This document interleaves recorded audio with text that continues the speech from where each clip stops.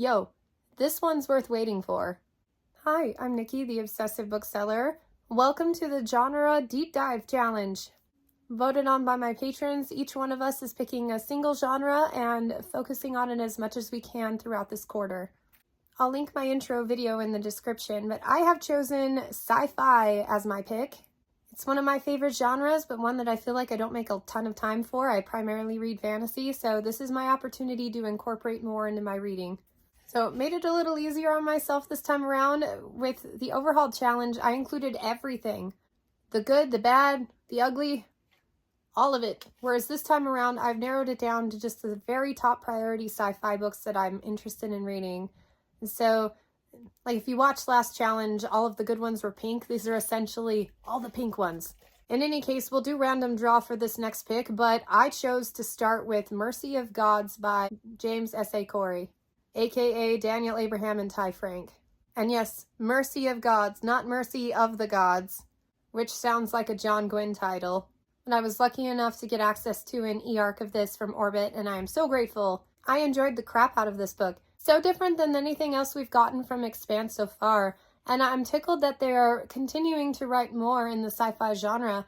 And I did not know this, but it's actually related to The Expanse.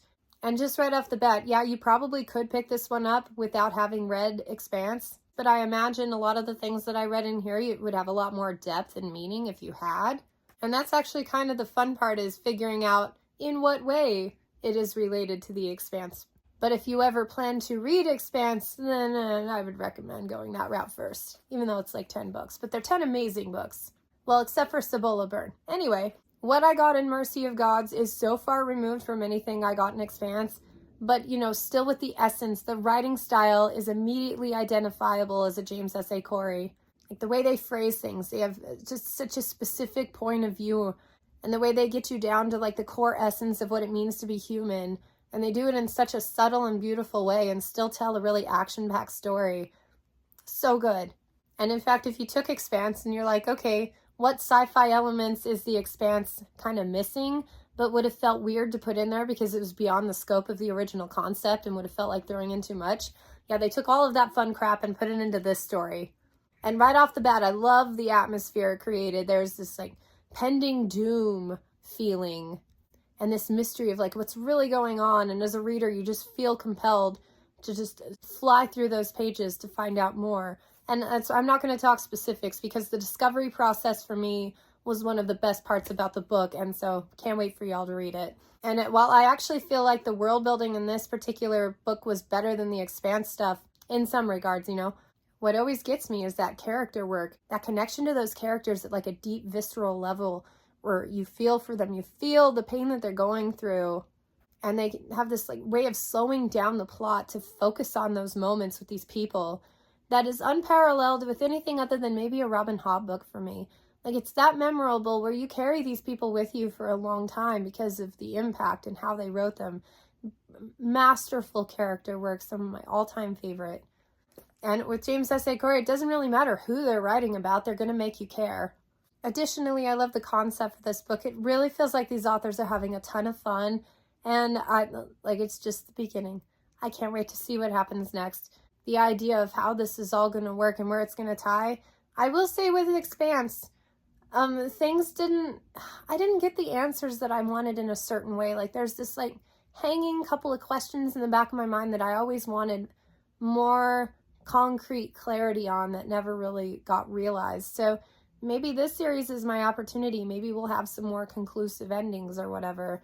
Because with Expanse, I felt like Time Its Wrath was the ultimate.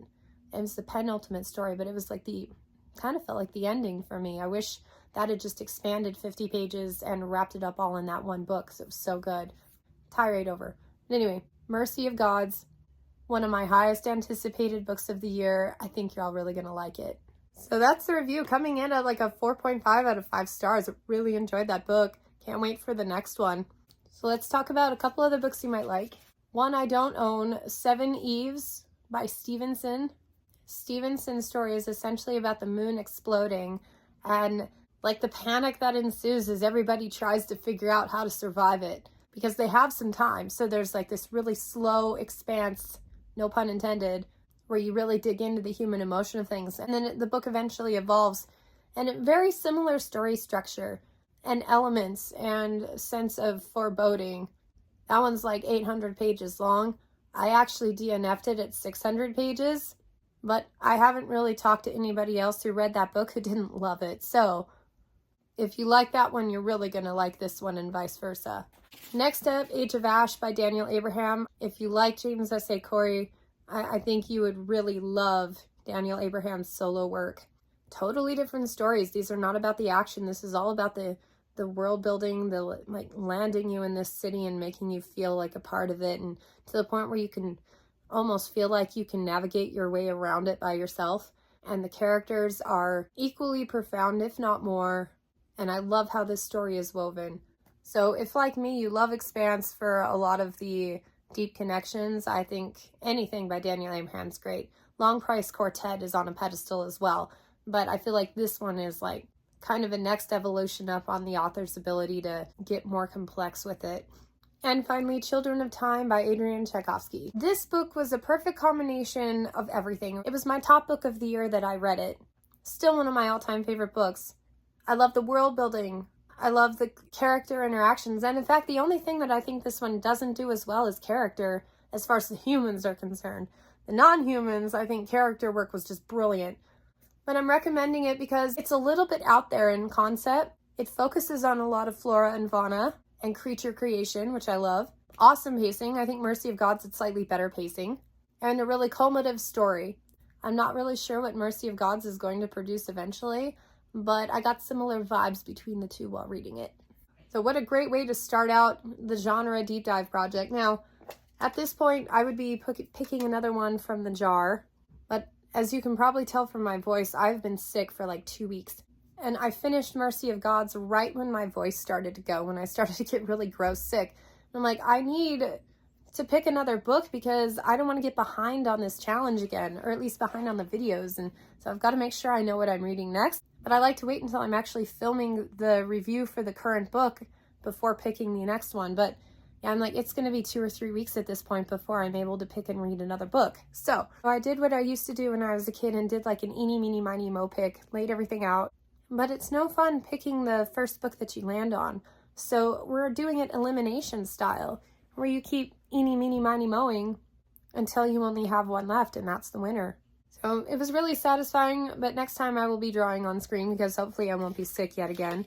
As you can see, the one that won, Star Wars, the Thrawn trilogy. I'm on book 2, and here it is. My husband and I read the first book a couple of months ago, and I've been just trying to figure out a way to work this into my schedule to continue. I loved the first book. There was a time in my life back when I was like 16 or 17 where I had like over 100 Star Wars books, and I thought, I'm never going to get around to reading those. I have so many other books I want to read. I don't really want to dive into the Star Wars universe. But I haven't been particularly happy with what Disney has done with the films.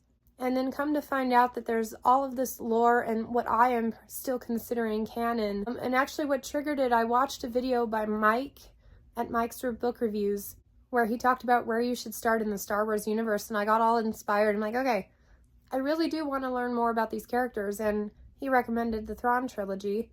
Of course, I didn't start there. I started with Han Solo and liked that one okay. But the Thrawn trilogy is where it's at. If you feel like the newest Disney set of movies was not the continuation that you wanted, it didn't feel right, this feels right. This is like, why didn't they just take these and adapt them? I have no idea, because like the story's like, mwah. Excellent villain. One of the best villains I've read in a really long time. Intelligently done. I like the evolution of the characters. I'm doing this one on audio, and the audio has the music, and like Chewie sounds like Chewie, and it's so good. So yes, color me tickled that this is the next one that has been chosen for the project. So my next video, I will tell you how this one goes, and we'll pick a new one after that. My goal is 6. I would like to read 6 books for the project this quarter. So that wraps it up. My patrons are getting access to this video series a full quarter ahead of before it goes live on the main channel. So link to my Patreon is in the description if you're interested. Thank you so much for watching. Let me know if you're participating in the challenge with me. Subscribe if you haven't already, and I will catch you on the next one. Bye.